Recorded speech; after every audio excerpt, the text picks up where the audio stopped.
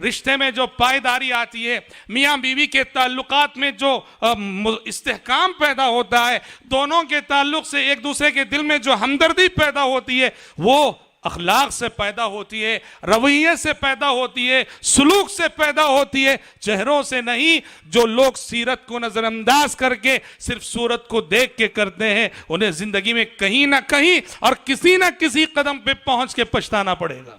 ये बुनियादी चीज है कि दीन को नजरअंदाज करके, अखलाक को नजरअंदाज करके रिश्ते किए जाएं तो जाहिर बात है रोज़े अव्वल से परेशानियां शुरू होंगी, उलझनें शुरू होंगी और मसाइल शुरू होंगे।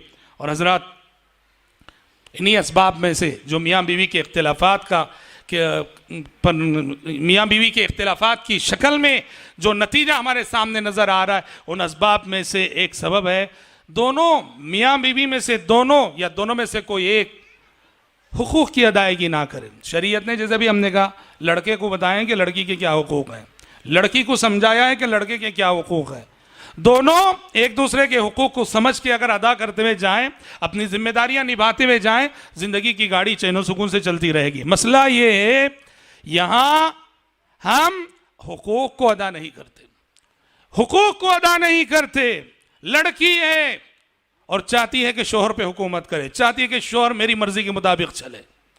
ये क्या है? अल्लाह ने कहा शादी की पहली शर्त ये, अर्रिजालु कव्वामून अलन निसा, मर्द कव्वाम है, मर्द हाकिम है, मर्द निगहबान है, मर्द की मातहती औरत को कबूल करनी है।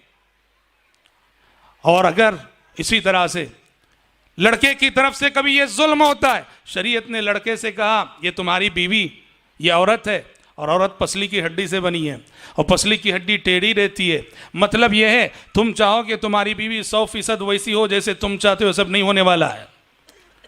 बर्दाश्त करके चलना।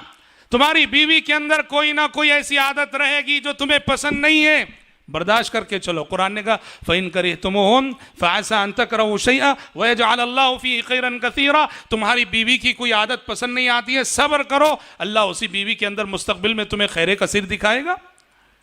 इधर से शोहर ये जुल्म करे, बीवी की गलतियों को बर्दाश्त ना करे, और उधर बीवी ये जुल्म करे, शोहर की मातहती को तस्लीम ना करे और शोहर का जज्बे तात उसके दिल में ना हो, ऐसे रिश्ते निभेंगे नहीं।